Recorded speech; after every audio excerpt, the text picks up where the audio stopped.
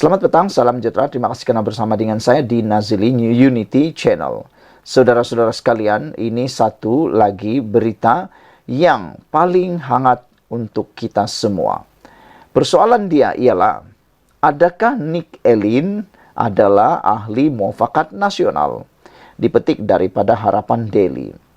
Nick Elin Zuraina Nick Abdul Rashid yang memfailkan petition mencabar enakmen Kanun Jenayah Syariah Kelantan mengesahkan dia merupakan ahli muafakat nasional selepas sijil keahlian milik wanita itu tersebar di media sosial. Melihat tangkap layar sijil yang tular, jelas nama Nick Elin tertera di sijil tersebut bersekali dengan nombor keahliannya dalam muafakat nasional. Sijil itu dilihat ditandatangani Tan Sri Anwar Musa selaku Presiden Muafakat Nasional ketika itu. Turut tersebar foto memaparkan wanita itu bergambar dengan ahli Parlimen Kota Bahru, Datuk Seri Taqiyuddin Hasan dan Anwar Musa. Nick Elin ketika dihubungi Harapan Daily menjelaskan dia mendaftar sebagai ahli muafakat nasional selepas dijemput sendiri oleh Anwar Musa. Ya, sijil itu benar. Anwar Musa jemput saya jadi ahli, kata Nick Elin. Bila Presiden sendiri yang jemput, kita turut tiri, kata beliau lagi. Nick Elin sebelum ini menjelaskan fotonya bersama Taqiyuddin diambil pada Mei tahun ini ketika Majlis Hari Raya Muafakat Nasional. Susulan tersebar keratan sijil tersebut, timbul spekulasi mendakwa Menteri Undang-Undang ketika pentadbiran Perikatan Nasional iaitu Taqiyuddin sengaja membenarkan petisi Nick Elin supaya isu tersebut dapat dijadikan peluru untuk menembak musuh politik mereka di masa akan datang. Ada juga yang mempersoal Nick Elin sebenarnya bersama dengan siapa. Bahkan timbul dakwaan mengatakan ada unsur sabotaj dari pembangkang untuk mencemarkan nama Kerajaan Perpaduan apabila menunggang kes ini.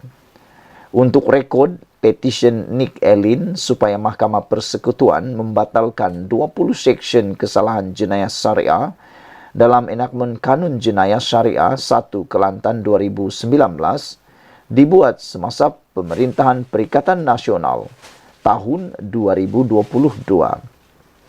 Tetapi untuk memahami ringkas isu ini, Nick Elin sama sekali tidak mencabar undang-undang syariah.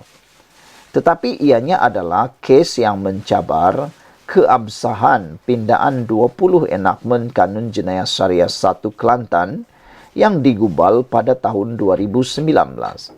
Ianya adalah kerana 20 pindaan tersebut bertindih dengan undang-undang Kanun Keseksaan di peringkat persekutuan. Ia juga berkaitan kompetensi Dun Kelantan dalam menggubal undang-undang.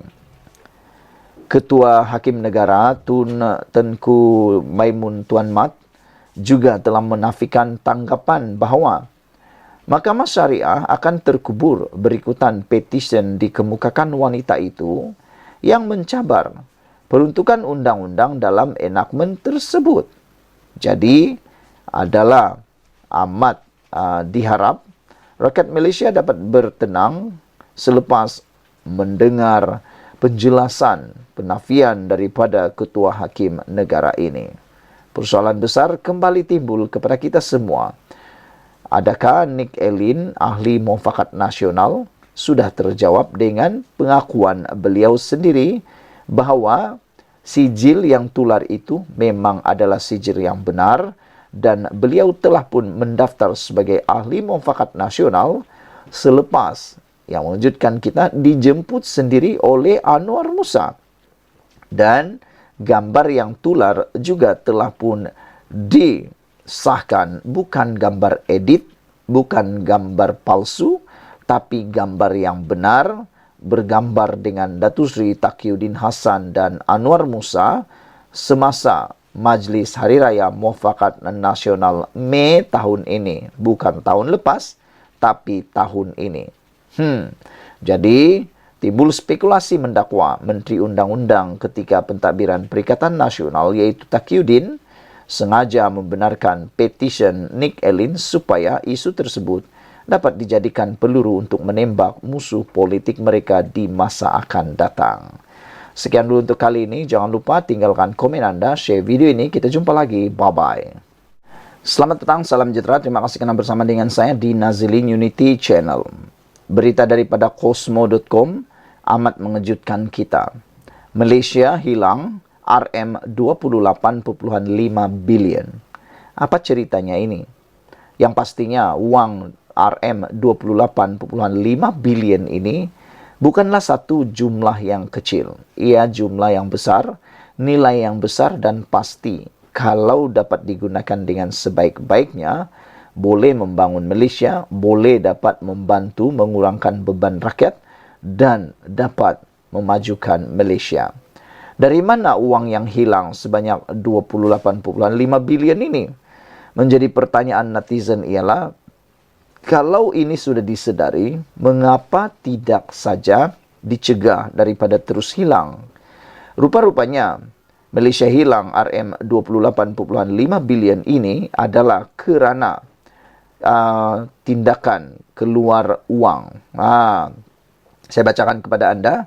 Bank Negara Malaysia BNM mendedahkan sebanyak RM28.5 bilion ringgit Malaysia atau bersamaan 78 juta ringgit sehari mengalir keluar sepanjang tahun lalu, termasuk wang yang dikirimkan oleh pekerja warga asing kepada keluarga Malaysia.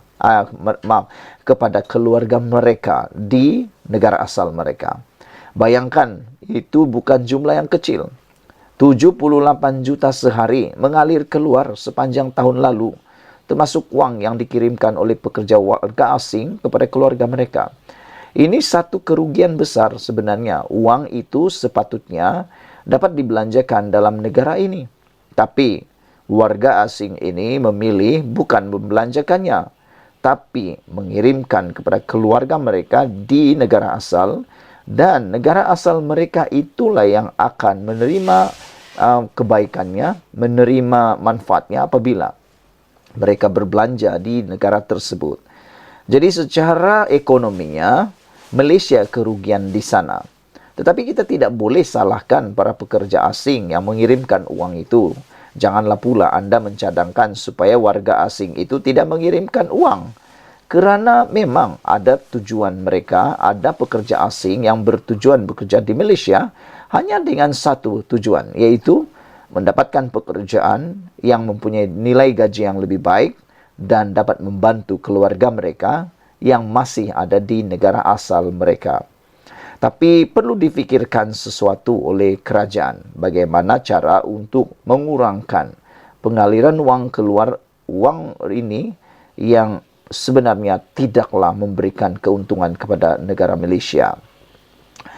Ia kata laporan ini, ia juga bersamaan RM2.3 bilion sebulan dihantar keluar oleh pekerja asing yang bekerja dalam pelbagai sektor ekonomi di negara ini. Anda harus tahu, pekerja asing yang ada di negara ini bukan hanya pekerja asing dalam sektor perkilangan, industri makanan, ataupun pembinaan, atau pekerja-pekerja yang berkemahiran rendah. Tetapi yang dimaksudkan ini ialah para pekerja yang berkemahiran tinggi, termasuklah profesional, seperti dokter, jurutera, dan sebagainya. Jadi, adakah ini dapat diatasi? Peningkatan jumlah pengiriman uang ke luar negara adalah didorong oleh transaksi pengiriman uang yang lebih tinggi oleh pekerja asing apabila ekonomi kembali pulih pada tahun 2022. Sebenarnya ini satu berita baik kepada negara kita, kerana dengan jumlah seperti ini kita dapat mengandaikan negara kita dalam keadaan, dalam track yang terbaik, yaitu dalam pemulihan semula. Sekian dulu untuk kali ini. Jangan lupa tinggalkan komen anda, dan semoga dengan dapatan maklumat ini akan membolehkan kerajaan memikirkan sesuatu penyelesaian yang tuntas dan dapat memberi manfaat kepada rakyat. Karena wang Malaysia yang hilang RM28, Malaysia hilang RM28.5 bilion ini dapat kita manfaatkan dengan banyak perkara. Sekian dulu Malaysia kita punya, kita juga sama-sama cintai Malaysiaku. Bye-bye.